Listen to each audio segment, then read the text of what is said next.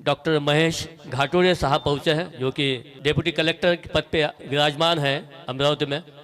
और उनकी खास बात ये भी है कि जितनी भी तारीफ हम करें कम ही होगी, उसको शब्दों में बयान करना ज़रा कठिन लगता है।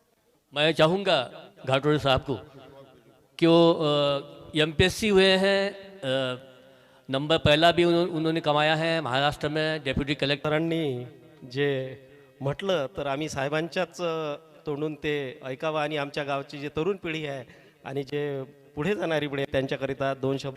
सध्याला प्रोबेशनरी डेप्युटी कलेक्टर म्हणून अमरावती या ठिकाणी मी रुजू आहे.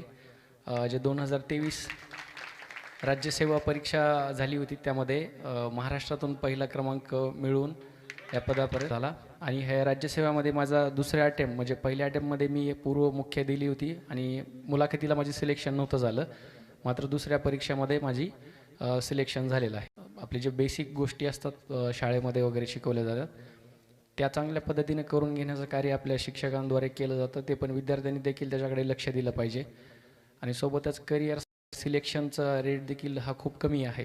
पाहायला गेल्यास आपण 2 ते 3 अटेम्प्टचा विचार केल्यानंतर आपल्यासाठी एक रोजगारासाठी वगैरे ज्या गोष्टी असतात किंवा उपजीविका करण्यासाठी तर प्लॅन बी असणं हा खूप महत्त्वाची गोष्ट आहे. आपण जिथे करत असू अभ्यास करू विदाऊट म्हणजे क्लास लावण्याची गरज आहे किंवा मला महागडे कोचिंगच जॉईन केले पाहिजेत ह्या सर्व गोष्टी नसतात. मला सांगायला देखील एक गोष्ट सेल्फ मोटिवेशनने इथपर्यंत आलेलो आहे. तर त्यामुळे मी सांगू शकेल की एक ग्रामीण भागातला जर माझ्यासारखा विद्यार्थी जर महाराष्ट्रातून पहिला येऊ शकतो तर आपल्याला सर्वांसाठी देखील मी म्हणू शकेल की तुम्ही देखील स्वतःच्या वरती जाण्याचे तुम्ही स्वप्न ठेवले पाहिजेत आणि त्यासाठी प्रयत्न केला पाहिजे. बीच में ही पिछड़ जाते हैं। वो सपना देखता है कि मैं एमपीएससी होऊंगा यूपीएससी होगा, लेकिन वहाँ तक जाने में काफ़ी एनर्जी उसकी खर्च हो जाती है। तो कब लगा कि मैं एमपीएससी हो सकता हूँ? क्या डिप्टी कलेक्टर का बनने का सपना आपने देखा था?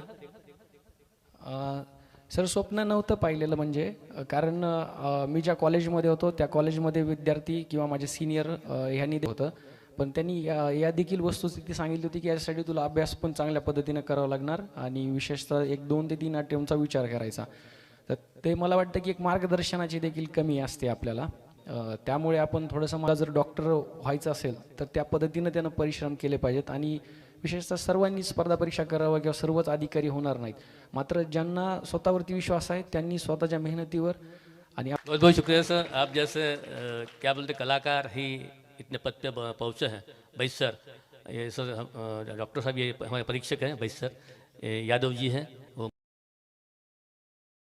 चौधरी जी हैं, ये तमाम जो कलाकार हैं ये अपने अपने क्षेत्र में दिग्गज हैं। जैसे कि आपने बड़ी खुर्ची पाई है deputy collector, big achievement in life, it is not easy. कारण त्यासाठी क्रमांक 1 आपका स्वागत करिए. धन्यवाद सर, थँक्यू.